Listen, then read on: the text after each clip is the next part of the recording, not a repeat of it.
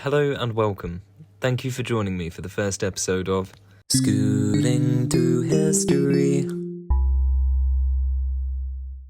Today I'm at Crowland Abbey, founded in memory of St Guthlac in the early 8th century by Ethelbald, King of Mercia. The abbey, although standing here today, has had its fair share of misfortune, starting with being completely demolished by the Danes in 866. The abbey claims to be the first abbey to have tuned peal, or a ring of bells. According to the Crowland Chronicle, the abbot Elgeric, who died in 984, supplied the peal of bells. King Edward refounded the abbey in 946 to 955, although again it was burnt down entirely in 1091.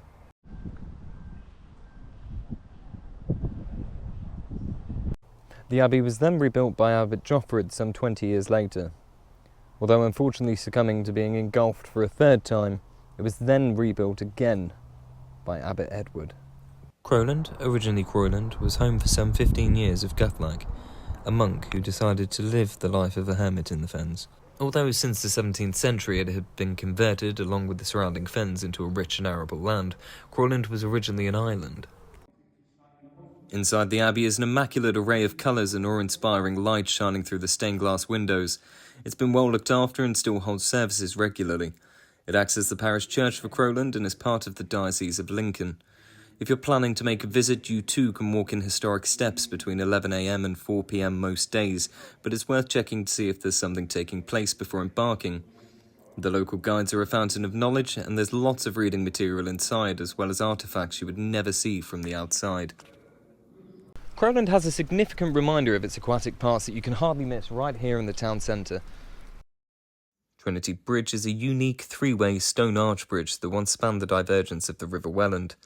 Construction of the bridge began in 1360 and was completed in 1390, and to think about just how many people will have walked these steps in the 600 plus years it stood here is truly extraordinary.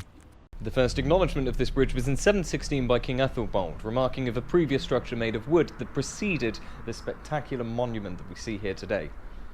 Constructed predominantly by Barnock Stone of Barnock, some 10 miles west of Crowland, which I'll get into later in the series, it is likely the materials were transported via the very river it was built to overpass. Although speculative, depending who you ask, the statue you see here is thought to be that of either Christ or King Ethelbald himself, and potentially salvaged from the west front of Crowland Abbey. There have been many attempts over the centuries to drain Crowland and Deeping Fen. It's the reason why the Welland is so vast in areas where they have chipped away at the bank to make more room, and the first real large-scale drainage began in 1632. It's amazing what you take for granted regarding what we consume. If it wasn't for these pioneers doing so, our great and local farmers could never grow and rear what they do, and we'd never have prospered the way we have. The abbey is not only a standing symbology of the unwavering faith of the people of Crowland and the Fenlands, but is also a standing symbology of the English, and how if something is knocked down it can always be rebuilt, and sometimes just as great as before.